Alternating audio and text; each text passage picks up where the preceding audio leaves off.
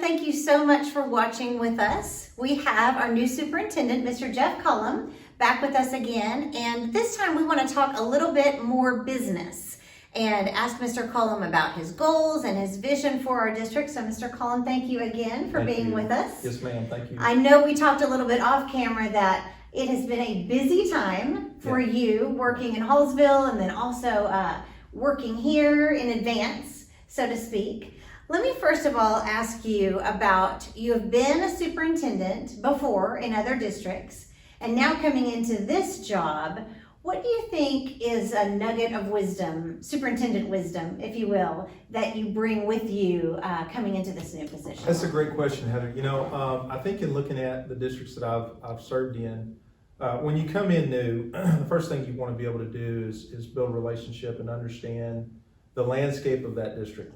What things are going well, what things may need to be worked on, tweaked here and there, or maybe even changed even more so. But I think in working in different districts, what you learn is every district is unique. Every district has its own culture. They've got their own community.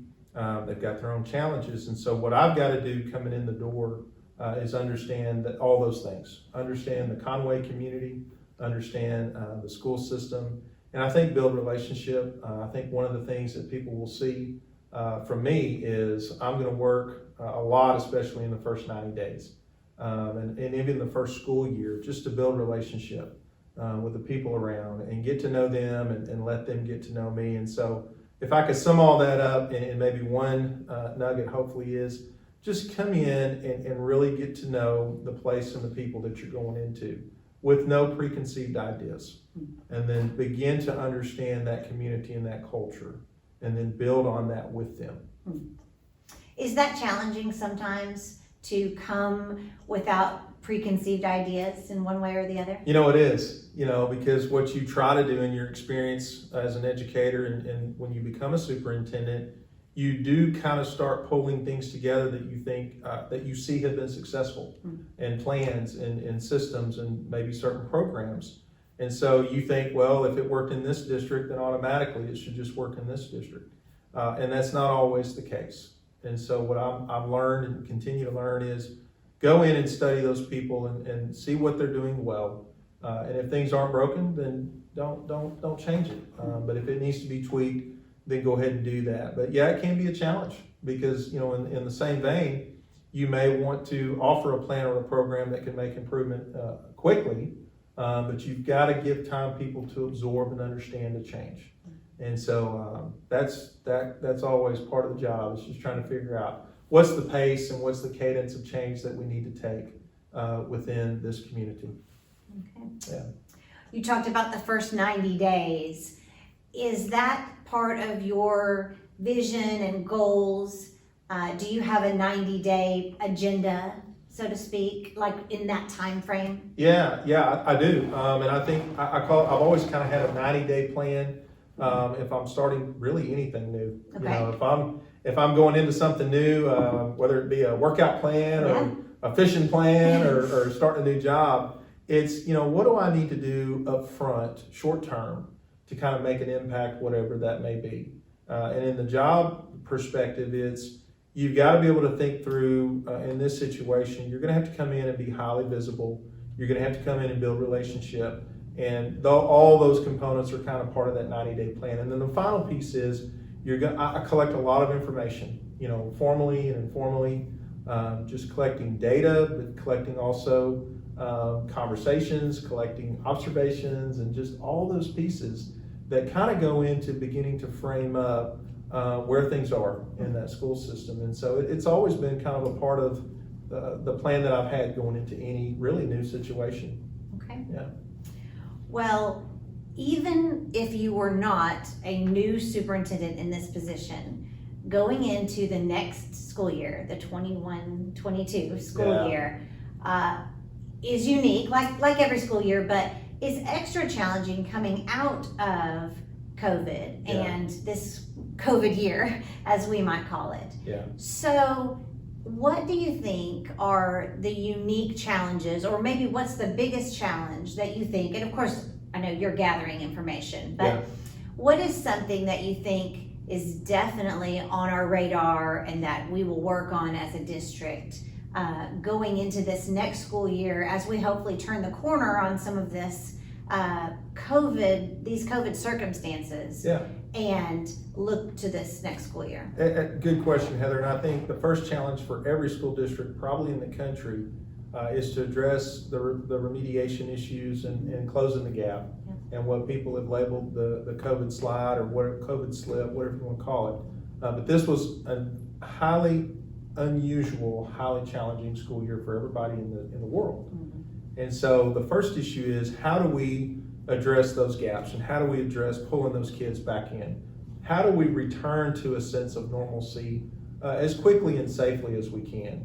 But then also try to start, don't get caught up in the fog so much that we can't dream again. One of the things that I think you guys already have in practice is, by a lot of the things that you're already doing, is that you're a district of innovation. We're bringing that concept to life in the fall, and talking through what do we do in certain categories to propel us forward being a district of innovation around technology and instruction and all those kind of pieces that we do. And at the end of the day, following a legend in the state of Arkansas and probably around the region for sure, coming in and letting them know, building on the past but looking to the future and excited about where we're going in Conway schools. Absolutely, for sure. Well, in June, and I guess officially July the 1st, the more than 1,100 employees in our district will have a new boss. Yeah. So if all of them were as blessed as I am to sit right here across from you and get to visit, what's one thing you would want them to know about you? Yeah, I think first of all that I want them to know that I'm approachable, that I've tried to never lose touch of what it meant to be in the classroom. Okay. I taught for 10 years, actually started teaching kindergarten, in the elementary level, and so not a lot of people would believe that. But there was probably a little bit of a height difference. Yeah, I was the kindergarten cop. I was that guy. But I've got a heart for teachers, and I would want all of our staff to understand. I've done a lot of different things in a school district and worked in different positions where I've seen all the different facets of what happened in a school district. And I have a heart for what happens every day in this business. It's what's kept me in this business for 24 years. But the thing I would want everyone to know, all 1,100 staff members are, I'm one of you. I've been in your shoes. I've walked a mile in your shoes. I understand your frustrations. And I'm coming alongside of you to be a part of the team. And I want you to know that and feel that and see that. So I look forward to seeing them all, hopefully as soon as possible. Yes. When we get back. Absolutely. So same question, but for parents out there who are watching. Yeah. Again, I know that part of your goals and my goals as we work together is to get you engaged with the community and out meeting people. But for this purpose, this introduction by video, what do you want to tell parents and students about you? I think first of all, I'm a dad. And so I always kind of think through that perspective as a parent when I'm thinking about decisions that are best for the school system. I've got 3 sons I talked about earlier, and so I understand what it's like to be a dad and also an educator and understand the challenges of education from that lens. But I think parents too, I want you to know that safety is a top priority for me as a superintendent. Academic student performance will remain a top priority in this district, I know, and that I feel confident that we're going to be able to take care of their children. They send us their babies every day. When they put them on the bus or they drop them off at school, they send their babies to us to take care of them and to educate them to the best of our abilities. And I have focused on that for 24 years, and we're going to continue to do that and do it to the best of our ability. Okay. Well, we are really excited to have you as a part of our district, and we look forward to Kara and the boys. Yes. And you all being here this summer and getting to meet our people in person. So thank you so much. Thank you, Heather. I appreciate it. We're excited. We'll see you guys soon. Yes. Thank you.